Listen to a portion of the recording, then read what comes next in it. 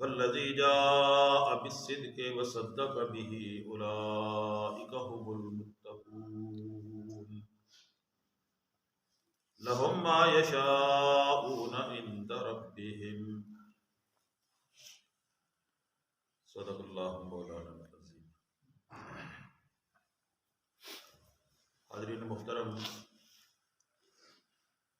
بزرگان دین و برادران اہل سنت والجماعت، ماہانہ درس قرآن کے سلسلے میں میں نے 24ویں پارے کی ایک آیت مبارکہ اور ایک آیت کا ایک جملہ آپ کے سامنے تلاوت کیا۔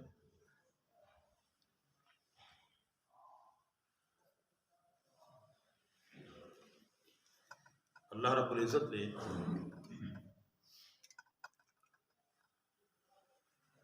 اس آیت پاک میں دو شخصیات کا ذکر فرمایا۔ ارشاد فرمایا کہ والذی جاء بالصدق، کہ ایک ذات وہ ہے جو سچائی کو لے کر آئی، وصدق بہ، اور دوسری ذات وہ ہے کہ جس نے اس کو سچ کہا، سچ جانا، اس کی تصدیق کی۔ اولئک هم المتقون، یہ متقی ہیں، یہ پرہیزگار ہیں، یہ اپنے آپ کو گناہوں سے اور اللہ کی نافرمانی سے بچائے ہوئے ہیں۔ لہم ما یشاءون عند ربہم،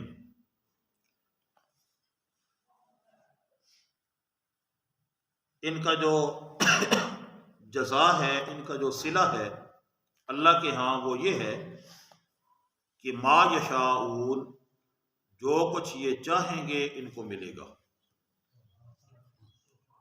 لہم ما یشاءون، ان کے لیے وہ کچھ ہے جو یہ چاہیں گے، جس کی تمنا کریں گے۔ عند ربہم، ان کے رب کے پاس۔ دیکھیے اللہ رب العزت نے دو ذاتوں کا تذکرہ کیا، دو شخصیات کا تذکرہ کیا، پھر ان کی تعریف کی، اور پھر اللہ رب العزت نے ان کے جزا اور ان کے بدلے کو بیان کیا۔ وہ ذات جو سچائی کو لے کر آئی ہے، جس نے صدق کو زمین پر لایا، زمین پر قائم کیا، وہ ذات سوائے محمد الرسول اللہ صلی اللہ علیہ وسلم کے اور کوئی نہیں۔ قرآن حکیم نے ایک کا تذکرہ کیا، والذی، واحد کا صیغہ ہے، ایک ذات، ایک آدمی، ایک شخصیت، جاء بالصدق، جو سچائی کو لے کر آئی۔ وہ کون ذات ہے؟ ہمارے نبی پاک صلی اللہ علیہ وآلہ وسلم کی ذات اقدس ہے۔ وصدق بہ، اسی والذی کو فرمایا کہ وصدق بہ، اسی طرح ایک ذات وہ ہے، ایک شخصیت وہ ہے کہ جس نے اس کو سچ جانا، اس کی تصدیق کی۔ حضور نبی پاک صلی اللہ علیہ وآلہ وسلم نے جب اعلان نبوت کیا تو آزاد بالغ مردوں میں سے، آزاد بالغ مردوں میں سے سب سے پہلے ابو بکر رضی اللہ تعالی عنہ تھے، جنہوں نے حضور اکرم صلی اللہ علیہ وسلم کی آواز اور دعوت پر لبیک کہا۔ وصدق بہ، جس نے اس کو سچ کہا، جس نے اس کو سچ جانا، اس کی تصدیق کی۔ ان دونوں کے متعلق اللہ فرماتے ہیں اولئک هم المتقون، یہ متقی ہیں۔ اور جب یہ ان کا مقام یہ طے ہوا کہ یہ متقی ہیں، تو پھر اللہ نے ان کی جزا اور ان کے بدلے کو بیان کیا۔ فرمایا کہ لہم ما یشاءون عند ربہم، اللہ کے پاس سے جو یہ چاہیں گے، جو طلب کریں گے، ان کو لیے وہی کچھ ہے۔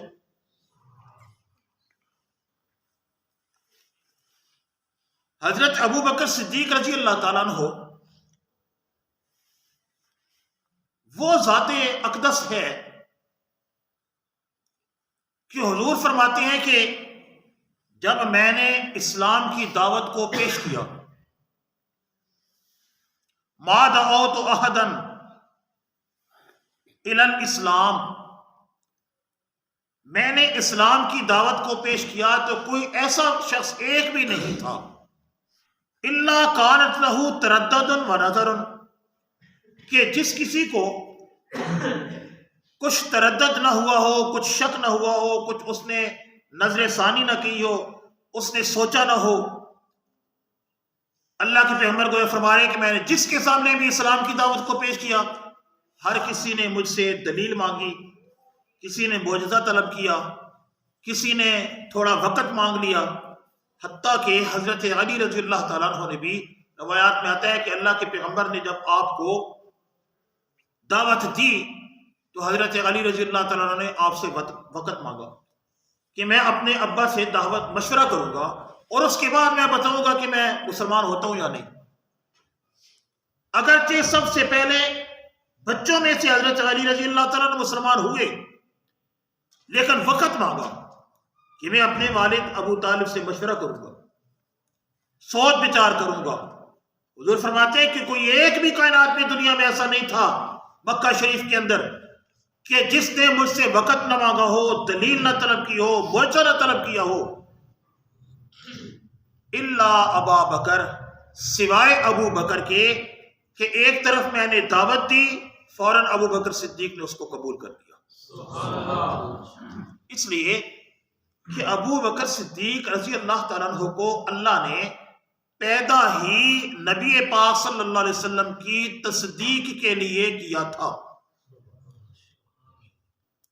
ابو بکر پیدا ہوئی نبی کریم صلی اللہ علیہ وسلم کی تصدیق کے لیے تھے،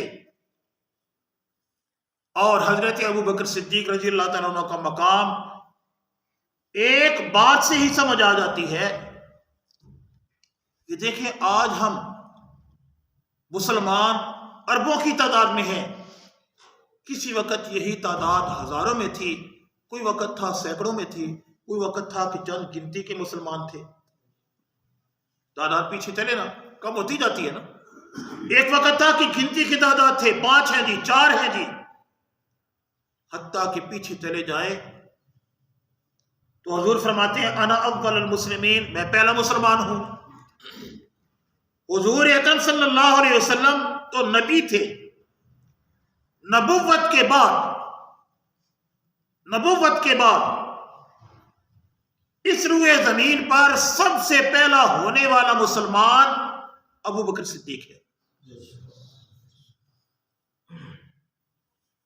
سب سے پہلا مسلمان ابو بکر صدیق ہے، جس سے اسلام کی گنتی شروع ہوتی ہے۔ ابو بکر صدیق ایک تھے تو دوسرا آیا تو 2 ہوئے، ایک نہ ہوتا تو 2 بنتے، نہیں، ایک نہ ہوتا تو 3 ہو جاتے، نہیں، ایک نہ ہوتا تو 5 یا 8 ہو جاتے۔ ایک سے آغاز ہوا نا، وہ سب سے پہلے مسلمانی کا آغاز کرنے والا، وہ جس سے اسلام کی گنتی شروع ہوتی ہے، وہ کون ہے؟ ابو بکر صدیق۔ وہ ایک ہے، اگر اس ایک کو کہو کہ وہ مسلمان نہیں تو پھر دوسرا مسلمان ہو ہی نہیں سکتا، کیونکہ 2 تب بنیں گے، ایک ہوگا تو ابو بکر وہ ہے کہ جس سے اسلام کی گنتی شروع ہوتی ہے، اور اللہ نے ابو بکر صدیق رضی اللہ تعالیٰ عنہ کو پیدا ہی نبی پاک صلی اللہ علیہ وسلم کی تصدیق کے لیے تھا، سنگت کے لیے پیدا کیا تھا۔ اور قرآن حکیم میں اللہ نے متعدد مقامات پر حضرت ابو بکر صدیق اور حضور اکرم صلی اللہ علیہ وسلم کا تذکرہ ایک جا کیا۔ اللہ فرماتے ہیں انعم اللہ علیہم من النبیین والصدیقین، کہ اللہ نے انعام کیا نبیوں پر، ساتھ ہی فرمایا والصدیقین، اور صدیقوں پر۔ دیکھیں اس کائنات کا، اس امت کا نبی کون ہے؟ حضور اکرم صلی اللہ علیہ وسلم، سیدنا حضرت محمد رسول اللہ صلی اللہ علیہ وسلم، آپ ہی نبی ہے نا اس امت کے۔ اور اس امت کا صدیق کون ہے؟ ابو بکر، انعم اللہ علیہم من النبیین والصدیقین، ہر نبی کو اللہ نے ایک تصدیق کرنے والا، ہر نبی کو اللہ رب العزت نے دیا کہ جو نبی آتے دنیا میں دعوت پیش کرتے ایک آدمی اس کو سچا کہتا۔ ابو بکر رضی اللہ تعالیٰ عنہ کو بھی اللہ نے حضور اکرم صلی اللہ علیہ وسلم کی تصدیق کے لیے صدیق بنا کر بھیجا اور دونوں کا تذکرہ کیا، انعم اللہ علیہم من النبیین والصدیقین۔ پہلا درجہ، پہلا مقام نبیوں کا ہے اور دوسرا مقام امت میں سے صدیقین کا ہے۔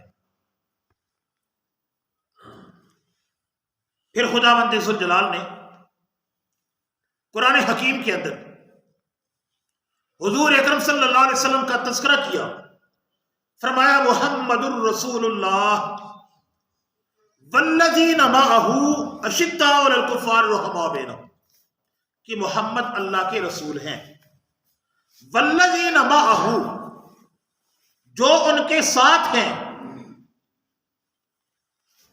جن کو حضور اکرم صلی اللہ علیہ وسلم کی معیت حاصل ہے۔ اگرچہ 1,24,000 صحابہ کرام جتنے بھی ہوئے ہیں، ان ساروں کو حضور اکرم صلی اللہ علیہ وسلم کی معیت حاصل رہی ہے، کیونکہ صحابی بنتا ہی تب ہے جب حضور کی معیت اس کو حضور کی مجلس ملے ایمان کی حالت میں، تو پھر وہ صحابی بنتا ہے، ورنہ صحابی نہیں۔ تو معیت مجلس تو سب کو ملی، لیکن جو معیت ابو بکر صدیق کو ملی نا، وہ کسی اور کو نہیں تھی۔ حضرت ابن عباس رضی اللہ تعالیٰ عنہ سے روایت ہے، وہ فرماتے ہیں کہ جب حضرت عمر فاروق رضی اللہ تعالیٰ عنہ کو آپ کی شہادت ہوئی، آپ کو غسل دیا جا رہا تھا، تو فرماتے ہیں کہ میں کھڑا تھا اور پیچھے سے ایک آدمی آیا اور اس نے آ کر یوں میرے کندھے کے اوپر ہاتھ رکھا اور ہاتھ رکھ کر کہتا ہے، اے عمر اللہ تیرے اوپر رحم کرے۔ میں سنتا تھا اللہ کے نبی پاک صلی اللہ علیہ وسلم سے کہ میں ابو بکر اور عمر وہاں گئے، میں ابو بکر اور عمر وہاں سے آئے، میں ابو بکر اور عمر تھے، میں ابو بکر اور عمر داخل ہوئے، میں ابو بکر اور عمر وہاں سے نکلے۔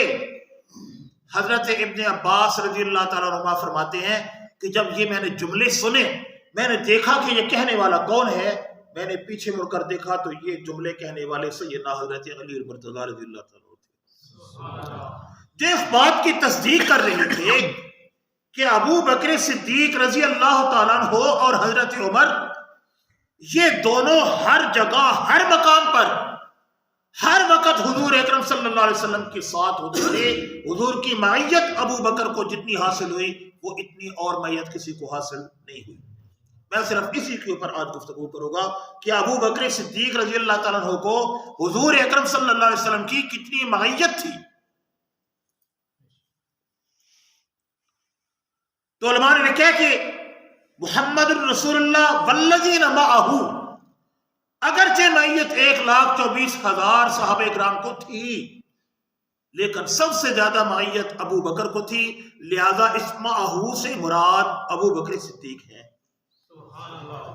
اشداء علی الکفار، اس سے مراد حضرت عمر ہے، کافروں پر سخت، رحماء بینہم، اس سے مراد حضرت عثمان رضی اللہ تعالیٰ عنہ ہے، تراہم رکعا سجدا، کہ تو ان کو دیکھے کہ وہ رکوع اور سجدے کر رہے ہیں، تو یہ شان سیدنا حضرت علی المرتضیٰ رضی اللہ تعالیٰ عنہ کی ہے۔ کہ 1,24,000 حضور اکرم صلی اللہ علیہ وسلم کے صحابہ کرام ہیں، کتنی تعداد ہے؟ 1,24,000۔ ایک یہاں نقطہ اور بھی آپ کو دیتا چلوں، انبیاء کی تعداد کتنی ہے؟ 1,24,000، اتنی ہے نا انبیاء بھی، اور حضور اکرم صلی اللہ علیہ وسلم کے اصحاب کی تعداد بھی کتنی ہے؟ 1,24,000۔ اللہ رب العزت نے ہر نبی کے بدلے، اللہ رب العزت نے اپنے ہر نبی کے بدلے نبی پاک صلی اللہ علیہ وسلم کو ایک صحابی عطا کیا، اور جتنے بھی انبیاء تھے ہر نبی کا بدل اور عکس ایک صحابی کے اوپر اللہ نے ڈالا کہ انبیاء کے حالات کو صحابہ کے حالات پر فٹ کیا جائے۔ تو انبیاء 1,24,000، اصحاب 1,24,000، اور ہر نبی کے بدلے ایک صحابی ہے۔ ہر نبی کی زندگی ایک صحابی کی زندگی کے اندر آپ کو اس کی جھلک ملے گی۔ حضرت ابو بکر صدیق رضی اللہ تعالیٰ عنہ کی زندگی اور ان کی جھلک حضرت ابراہیم علیہ السلام کی زندگی سے ملتی ہے۔ اس پر ایک مکمل بیان کی ضرورت ہے کہ کس طریقہ سے حضرت ابراہیم علیہ السلام کی جھلک، حضرت ابراہیم علیہ السلام کی زندگی کس طرح حضرت ابو بکر صدیق کے ساتھ میل کھاتی ہے۔ حضرت موسیٰ علیہ السلام کو اللہ نے حضرت عمر رضی اللہ تعالیٰ عنہ کا عکس اور بدل بنایا۔ حضرت عثمان رضی اللہ تعالیٰ عنہ اور حضرت داؤد علیہ السلام، ان کو اللہ رب العزت نے مماثلت عطا فرمائی، اور حضرت علی رضی اللہ تعالیٰ عنہ اور حضرت عیسیٰ علیہ السلام ان کی آپس میں مماثلت ہے۔ حضور نے خود فرمایا تھا حضرت اے علی تیری مثال حضرت عیسیٰ علیہ السلام کی ہے۔ تو 1,24,000 انبیاء، 1,24,000 اصحاب، ان کی زندگیوں کا نمونہ ان 1,24,000 کی زندگیوں کے اندر ملتا ہے۔ اور ابو بکر صدیق رضی اللہ تعالیٰ عنہ تو وہ ذات اقدس ہے، وہ ذات بابرکات ہے کہ اللہ رب العزت نے تمام انبیاء کے بعد تمام امتوں میں سب سے افضل مقام جس شخصیت کو اللہ نے عطا کیا، وہ شخصیت سیدنا حضرت ابو بکر صدیق رضی اللہ تعالیٰ عنہ کی ہے۔ تمام امتوں میں سے اتنا مقام اور درجہ اور کسی کا بھی نہیں، اتنی معیت حاصل تھی کہ حدیث پاک میں آتا ہے، نبی پاک صلی اللہ علیہ وسلم ایک ارشاد میں فرماتے ہیں، لو کان بعدی نبیا لکان عمر۔ سنی ہوئی آپ نے، مشہور حدیث ہے۔ حضور فرماتے ہیں کہ میرے بعد اگر کوئی نبی ہوتا تو کون ہوتا؟ عمر ہوتا۔ علماء نے اس حدیث کی تشریح کے اندر ارشاد فرمایا کہ حضور کے بعد درجہ اور مقام تو ابو بکر کا ہے، اللہ کے پیغمبر نے یہ کیوں نہیں فرمایا کہ میرے بعد کوئی نبی ہوتا تو ابو بکر ہوتا؟ عمر کا نام کیوں لیا؟ درجہ تو حضرت ابو بکر کا زیادہ ہے، لیکن حضور فرماتے ہیں میرے بعد کوئی نبی ہوتا تو کون ہوتا؟ عمر ہوتا۔ اس کی کیا وجہ ہے کہ حضرت عمر کے متعلق کیوں فرمایا؟ حضرت تھانوی رحمۃ اللہ علیہ لکھتے ہیں کہ اس کی وجہ یہ ہے کہ چونکہ لفظ آیا تھا لو کان بعدی، اگر ہوتا میرے بعد، لفظ چونکہ بعد کا تھا، ابو بکر حضور اکرم صلی اللہ علیہ وسلم کے اتنے قریب تھے کہ ابو بکر کے لیے بعد کا لفظ آ ہی نہیں سکتا تھا، کہ حضور اکرم صلی اللہ علیہ وسلم کے اتنے قریب تھے کہ یہ دونوں تو ایک تھے، اس لیے یہاں بعد کا لفظ آ ہی نہیں سکتا تھا، اس لیے اللہ کے پیغمبر نے فرمایا میرے بعد۔ اسی کو ایک اور مثال سے سمجھے، حضرت شاہ عبد العزیز محدث دہلوی رحمۃ اللہ علیہ، آپ نبوت کی اور صدیقیت کی شان اور موازنہ اور ان دونوں کا مقام بیان کرتے ہیں، ایک مثال سے سمجھاتے ہیں۔ آپ نے فرمایا کہ حضور اکرم صلی اللہ علیہ وسلم اور حضرت ابو بکر کی مثال ایسی ہے کہ جیسے دو لیمپ ہوں، ایک جل رہا ہے اور دوسرا جلنے کے لیے تیار ہے، اگر جلانے کی ضرورت پڑے تو وہ بھی جل جائے، اور اس کے اندر بھی ساری جلنے والی خصوصیات موجود ہیں، صرف فرق کیا ہے کہ ایک جل رہا ہے اور دوسرا جلنے کے لیے تیار ہے۔ فرمایا کہ ایک نبی ہے، ایک صدیق ہے، فرق اتنا ہے کہ ان کے سر پر اللہ نے نبوت کا تاج رکھا، ان کے سر پر صدیقیت کا تاج رکھا، نبوت کا تاج نہیں رکھا، لیکن خصوصیات وہی موجود تھی ساری کے ساری ابو بکر کے اندر جو نبی کے اندر ہونی چاہیے. صرف فرق جو ہے وہ جلنے کا اور جلنے کے لیے تیار ہونے کا ہے. اور تاریخ نے بعد میں ثابت بھی کیا کہ واقعی ایسا ہے. اس کی ایک مثال اور بھی عرض کرتا ہوں. ابو بکر صدیق رضی اللہ تعالیٰ عنہ اور نبی پاک صلی اللہ علیہ وسلم کی میت جو ہے، میت، اس کی ایک اور بڑی باریک مثال عرض کرتا ہوں کہ جس وقت نبی رحمت صلی اللہ علیہ وسلم کا انتقال ہوا، آپ اس دنیا سے پردہ فرما گئے، رحلت فرما گئے، تو آپ سنتے رہتے ہیں کہ حضرت عمر فاروق رضی اللہ تعالیٰ عنہ تلوار لے کر مسجد نبوی کے صحن کے اندر کھڑے ہو گئے. فرمایا خبردار اگر کسی نے کہا کہ حضور صلی اللہ علیہ وسلم وفات پا گیا میں اس کا سر قلم کر دوں گا. باقی بھی صحابہ کرام اسی طرح دیوانہ وار کئی جنگلوں کے اندر نکل گئے،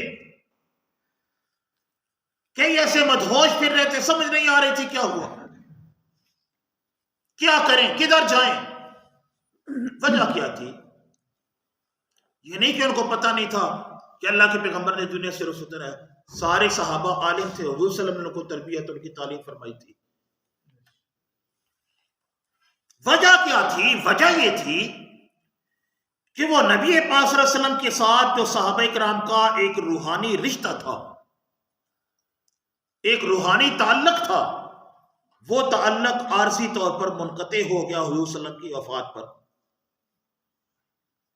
سارے صحابہ کا تعلق منقطع ہو گیا، اور وہ تعلق منقطع ہونے کی وجہ سے وہ ہوش و آواز کھو بیٹھے. اکیلا ابو بکر صدیق تھا جس کا اس حال میں بھی تعلق منقطع نہیں ہوا.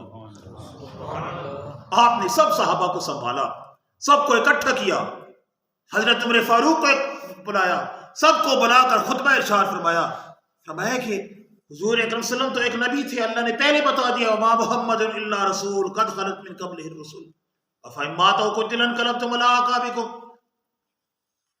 فرمایا کہ اگر تم محمد صلی اللہ علیہ وسلم کی عبادت کرتے ہو تو وہ تو وفات پا چکے ہیں، اگر اللہ کی عبادت کرتے ہو تو حی لا یموت، اللہ زندہ ہے، اس پر تو موت نہیں ہے، باقی ہر چیز پر موت ہے. حضور صلی اللہ علیہ وسلم دنیا سے حضرت ابوبکر صدیق نے جب یہ آیت کریمہ پڑھی، حضرت عمر فاروق فرماتے ہیں کہ یوں لگا کہ یہ آیت اب نازل ہو رہی ہے، ہمیں پتا تھا اس آیت کو پڑھتے تھے لیکن اس وقت ہم ہوش و آواز کھو بیٹھے اور ہم اس آیت کو ہی بھول گئے.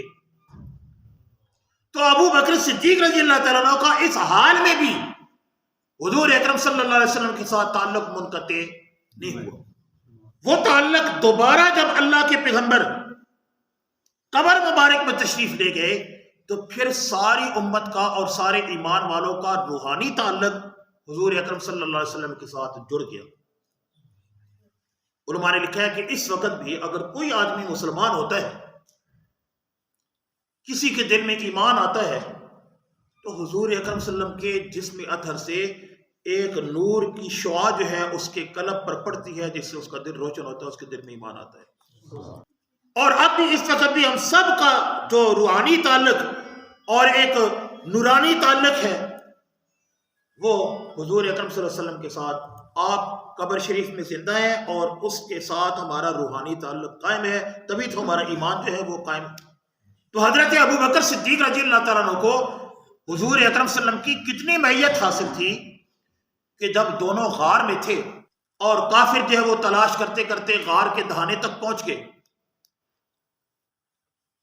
غار کے دہانے تک پہنچ گئے، تو حضرت ابو بکر صدیق غم لاحق ہوا، فکر لاحق ہوئی کہ اگر انہوں نے نیچے دیکھا تو ہمیں دیکھ لیں گے، ہم سامنے بیٹھے ہوئے. تو نبی پاک صلی اللہ علیہ وسلم نے فرمایا، قرآن کریم کہتے ہیں ثانی اثنین اذ ہما فی الغار، جب وہ دونوں غار میں تھے، اذ یقول لصاحبہ لا تحزن ان اللہ معنا، کہ جب وہ اپنے صحابی سے کہہ رہا تھا لا تحزن، غم نہ کر. کیا کہہ رہا تھا؟ تحزن. غزل کہتے ہیں غم کو. دو چیزیں ہیں، دیکھیں سمجھے، خصوصاً پڑھے لکھے نوجوان جو بیٹھے ہوئے ہیں یہاں مخالف دھوکہ دیتے ہیں. وہ کہتے ہیں کہ ابو بکر صدیق ڈر گئے تھے غار میں. قرآن کریم نے ڈر کا لفظ استعمال نہیں کیا، ڈر کے لیے لفظ ہے خوف. اللہ کے پیغمبر نے یہ نہیں فرمایا ابو بکر کو کہ لا خوف، ڈر نہیں، فرمایا لا تحزن، غم نہ کر۔ دیکھیے دو چیزیں ہیں، ایک ہے خوف، ایک ہے غم۔ خوف اپنی جان کا ہوتا ہے، غم دوسرے کا ہوتا ہے۔ آدمی اگر آپ کا کوئی عزیز فوت ہو جائے، اللہ نہ کرے، آپ کو کیا ہوتا ہے؟ خوف ہوتا ہے، غم لگتا ہے؟ غم ہوتا ہے نا۔ وہ غم کس کا ہوتا ہے؟ اپنا نہیں، دوسرے کا ہوتا ہے نا۔ غم ہمیشہ دوسرے کا ہوتا ہے، خوف اپنی جان کا ہوتا ہے۔ حضرت اللہ کے پیغمبر ابو بکر فرماتے ہیں لا تحزن، غم نہ کر، کیونکہ ابو بکر کو اپنی جان کا خوف نہیں تھا۔ اگر غم تھا تو حضور اکرم صلی اللہ علیہ وسلم کی جان کا تھا کہ آپ کا کیا بنے گا۔ لا تحزن، فرمایا غم نہ کر، اے ابو بکر غم نہ کر، ان اللہ معنا، میں معنا کو سمجھانا چاہتا ہوں، غم نہ کر، ان اللہ معنا، اللہ معنا تسکیہ کا صیغہ ہے کہ اے ابو بکر اللہ ہم دونوں کے ساتھ ہے، اللہ کی معیت ہم دونوں کو حاصل ہے۔ اللہ کے پیغمبر نے صرف اللہ کی معیت اپنے ساتھ نہیں رکھی، یا ابو بکر میرے ساتھ اللہ ہے، لا تحزن ان اللہ معی، اے ابو بکر غم نہ کر اللہ میرے ساتھ ہے، یہ نہیں فرمایا، فرمایا ان اللہ معنا، اے ابو بکر اللہ ہم دونوں کے ساتھ ہے، ہم دونوں کی معیت اللہ کو، ہم دونوں کو اللہ کی معیت حاصل ہے، اور اللہ ہم دونوں کا محافظ ہے، اللہ ہم دونوں کو بچائے گا، اللہ ہم دونوں کو ضائع نہیں ہونے دے گا۔ جس طرح اللہ میری حفاظت کرے گا ابو بکر، ایسے ہی اللہ تیری حفاظت کرے گا۔ جس طرح اللہ مجھے بچائے گا ابو بکر، ایسے ہی اللہ تجھے بچائے گا۔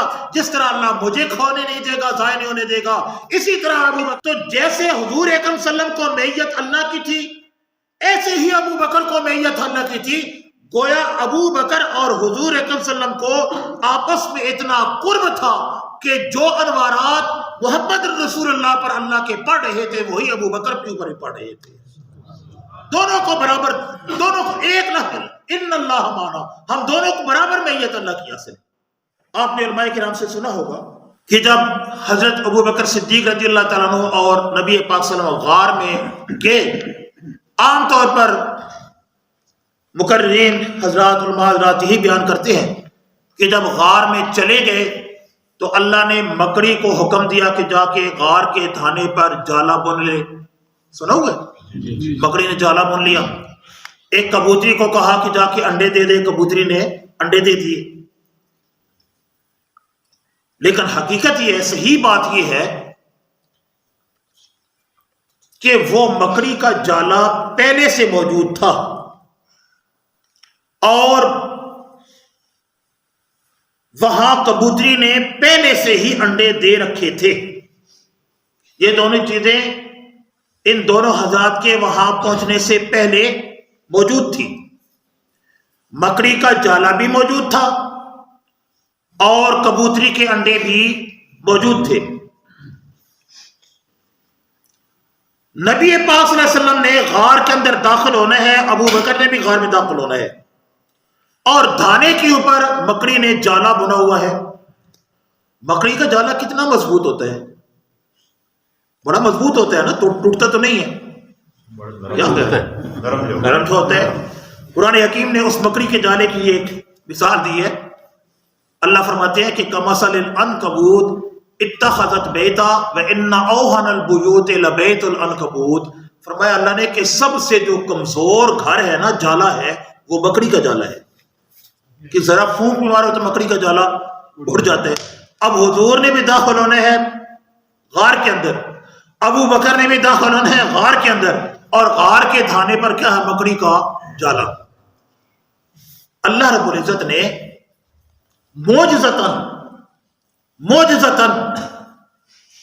اپنے پیغمبر کے جسم کو اتنا لطیف کر دیا، اتنا لطیف بنا دیا کہ اللہ کے پیغمبر اس جالے میں سے اندر گزر گئے اور جالا نہ ٹوٹا۔ اب باری آ گئی ابو بکر صدیق رضی اللہ تعالیٰ کی، کیونکہ یہاں بھی میت حاصل تھی حضور اکرم صلی اللہ علیہ وسلم کی۔ جہاں اللہ نے اپنے پیغمبر کو بچانا تھا وہاں ابو بکر کو بھی بچانا تھا، لہذا حضرت ابو بکر رضی اللہ تعالیٰ عنہ کی بھی کرامت ظاہر ہوئی، اور اللہ نے ابو بکر کے جسم کو بھی وہی لطافت عطا کر دی۔ ابو بکر بھی مکڑی کے جالے کے اس خانے میں سے ابو بکر بھی گزر گئے، مکڑی کا جالا پھر بھی نہ ٹوٹا۔ اتنی ماہیت اور اتنا قرب ابو بکر کو حضور اکرم صلی اللہ علیہ وسلم کا حاصل تھا کہ یہ جیسے کہتے ہیں کہ یک جان دو قالب، کہ دل تو دو تھے لیکن کیا تھا؟ یک جان تھے یوں۔ اور اس کی ایک اور دلیل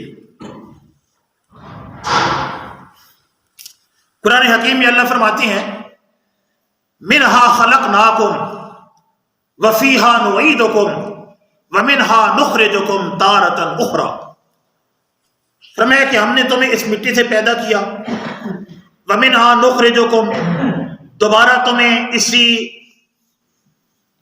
منہا خلقنا وفیہا نعیدکم، اور دوبارہ ہم تمہیں اسی مٹی میں لوٹا دیں گے، ومنہا نخرجکم تارۃ اخری، قیامت قائم ہوگی تو پھر اسی مٹی سے ہم تم کو اٹھا لیں گے۔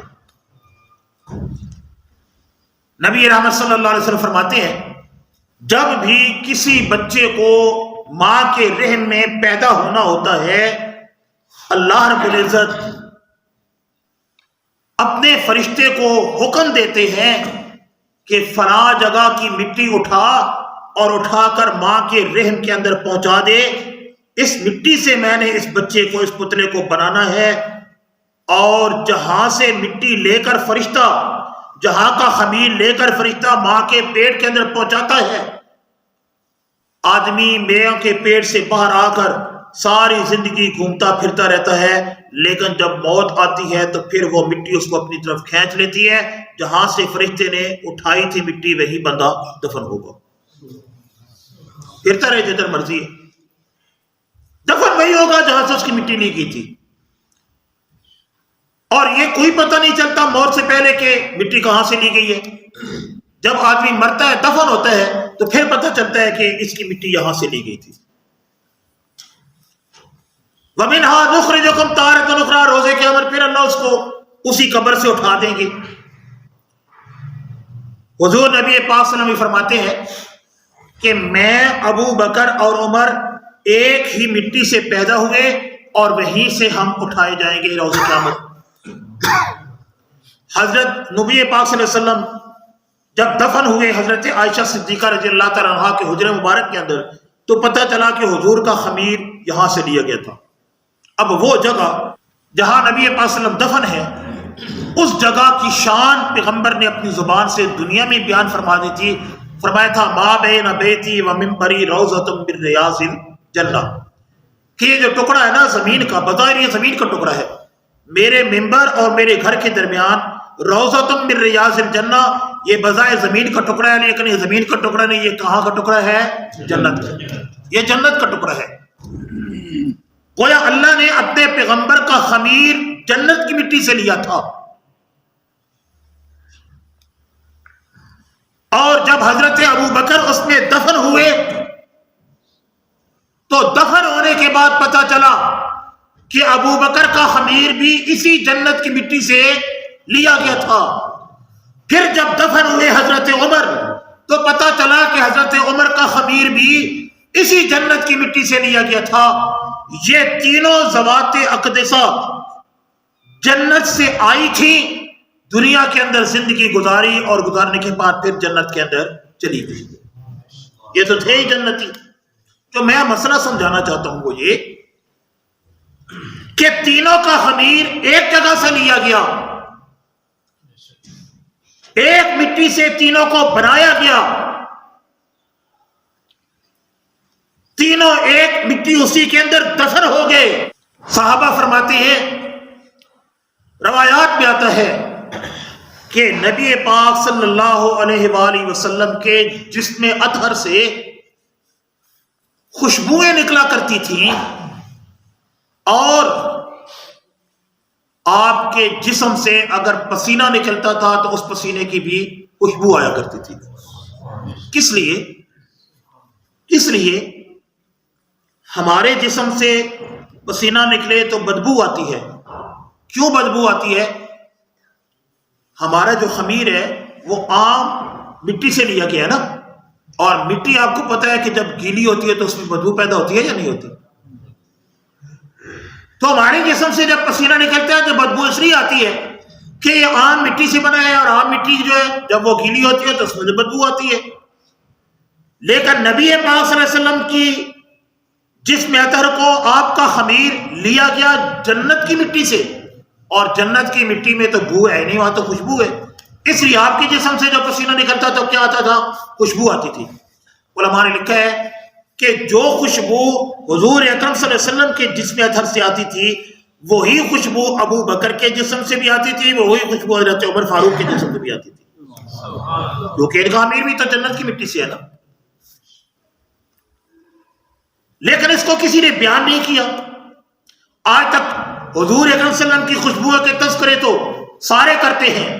صحابہ کرام فرماتے ہیں کہ جب ہمیں نے نبی پاک صلی اللہ علیہ وسلم کو تلاش کرنا ہوتا تو ہمیں پتہ نہیں ہوتا تھا کہ حضور کہاں گئے ہیں، تو ہمیں گلیاں بتاتی تھی۔ کسی نے کہا گلیاں کیسے بتاتی تھی؟ کہنے والے نے کہا کہ ہمیں ایک خوشبو آتی تھی اللہ کے نبی کی، اور جس طرح خوشبو آتی جاتی تھی ہم اسی خوشبو کے پیچھے چلے جاتے تھے حتیٰ کہ ہم اللہ کے نبی تک پہنچ جاتے۔ تو جہاں سے آپ گزرتے خوشبوئیں چھوڑتے۔ ابو بکر کے جسم سے بھی خوشبو آتی عمر کے، لیکن کسی نے بیان نہیں کیا۔ کسی نے نہیں کہا کہ ابو بکر کے جسم سے پسینے سے خوشبو آتی تھی، کسی نے نہیں بیان کیا کہ حضرت عمر کے پسینے سے اور آپ کے جسم سے خوشبو آتی تھی۔ حضور کے جسم کو خوشبو کو، حضور کے پسینے کی خوشبو کو سارے بیان کرتے ہیں۔ وجہ کیا ہے؟ اللہ نے ابو بکر و عمر کے خوشبو کو، ان کے پسینے کی خوشبو کو ظاہر نہیں ہونے دیا، پردے کے اندر، اخفا کے اندر رکھا، تاکہ نبی اور امتی کے اندر فرق قائم رہے۔ ورنہ مماثلت اتنی تھی، مماثلت اتنی تھی، قربت اتنی تھی، مائیت اتنی حاصل تھی کہ تینوں کو ایک مٹی سے بنایا گیا اور تینوں ایک جیسے تھے۔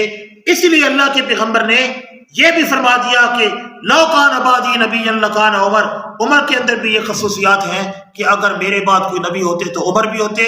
اور علماء نے لکھا ہے کہ ابو بکر اس لیے نہیں کہا کیونکہ بعد ہی کا لفظ تھا، اس لیے ابو بکر کا نام لے لیا، عمر کا نام لے لیا۔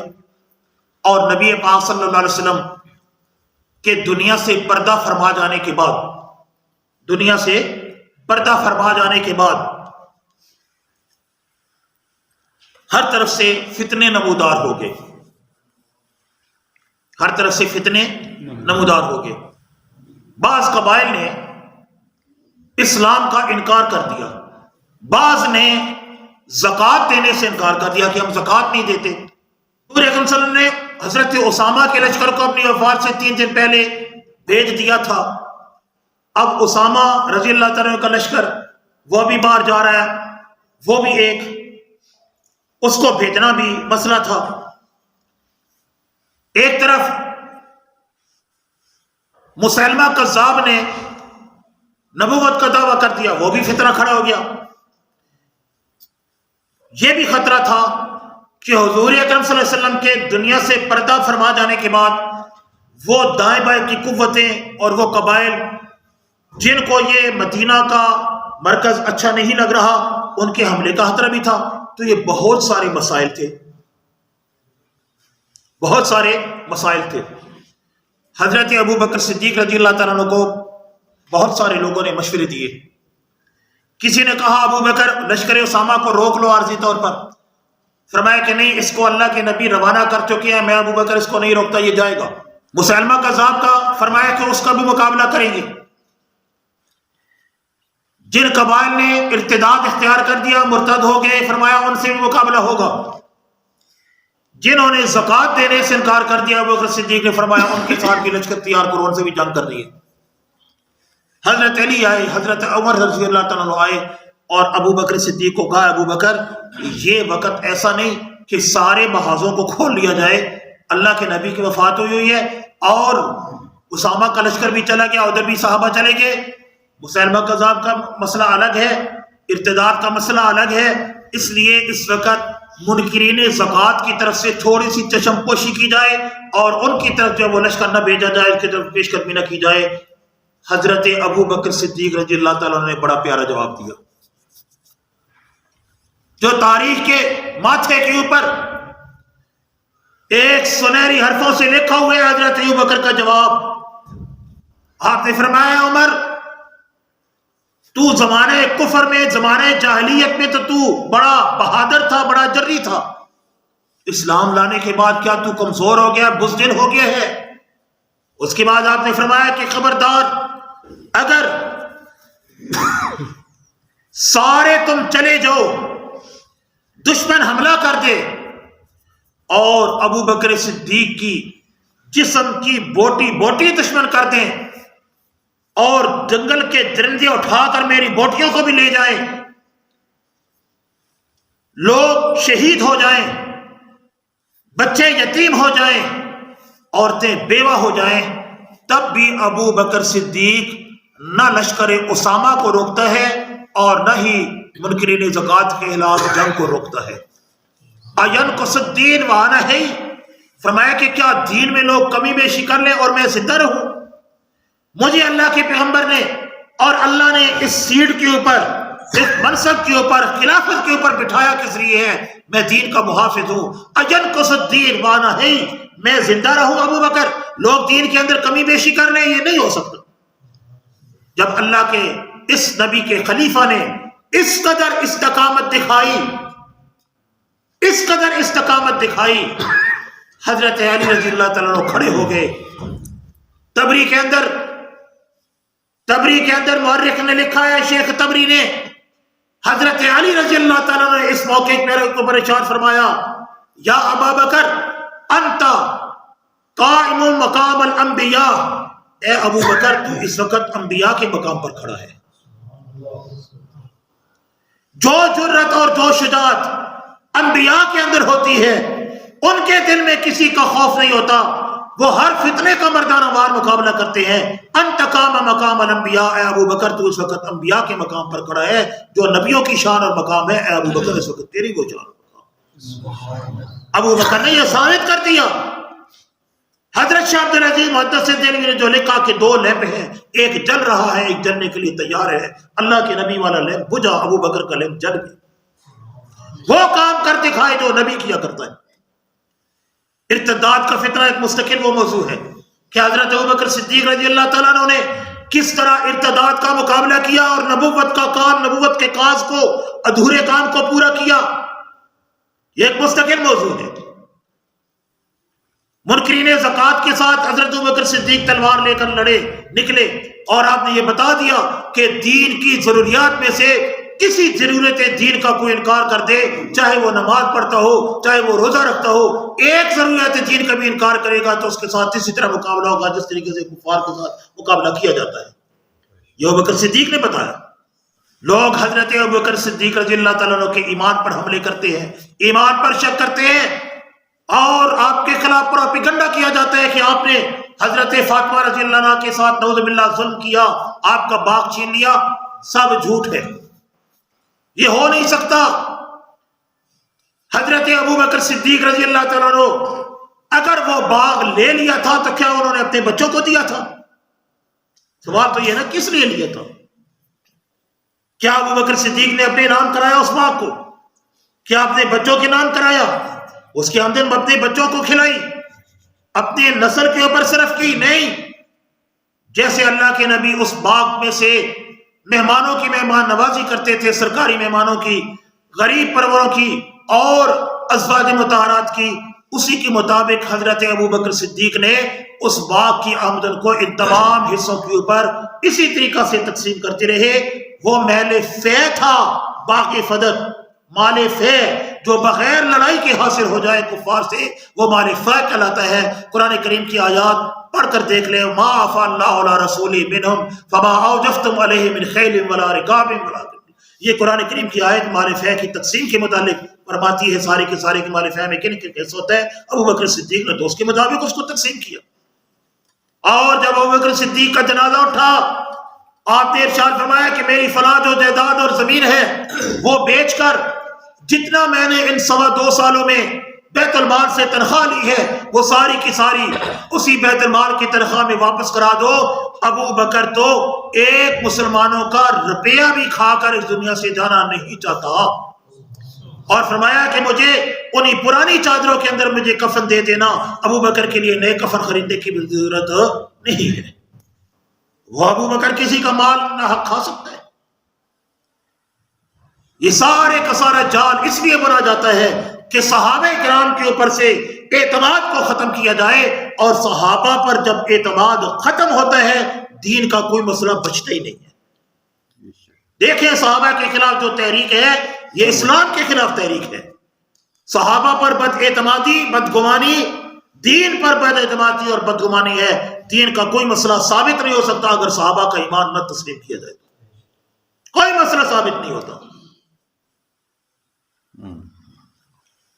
اور حضرت ابوبکر صدیق رضی اللہ تعالیٰ عنہ وہ ذات ہے، آپ کے ایک پوتے تھے جن کا نام تھا قاسم ان کا نام تھا، اور قاسم کی ایک بیٹی تھی ام فروہ۔ قاسم کی بیٹی کا کیا نام تھا؟ ام فروہ۔ یہ ام فروہ حضرت امام جعفر صادق کی والدہ ہے۔ نوجوان نوٹ فرمائیں، حضرت امام جعفر صادق کو کہتے ہیں نا فکر جعفری، حضرت امام جعفر صادق حضرت ابوبکر صدیق کے نواسے ہیں، اتنی قریبی رشتہ داری ہے۔ اور دوسری طرف سے بھی رشتہ داری ابوبکر صدیق کی بنتی ہے، ایک طرف سے پوتے ہیں ایک طرف سے نواسے لگتے ہیں۔ حضرت جعفر صادق نے خود ارشاد فرمایا تھا کہ ابو بکر صدیق نے مجھے 2 دفعہ جنا ہے، یعنی میں نانکیوں دادکیوں دونوں طرف سے میری پیڑھی جو ہے، میرا جو سلسلہ ہے نسب کا، وہ ابو بکر صدیق پر جا کر مل جاتا ہے۔ تو یہ ان حضرات کا تو آپس میں کوئی فرق نہیں، کوئی، میں نے پہلے بھی ایک دفعہ عرض کیا تھا کہ جو 12 امام ہیں نا، یہ سارے کے سارے اہل سنت والجماعت تھے، ان میں سے کوئی بھی جو ہے وہ اس مذہب اور اس عقیدے کا نہیں تھا۔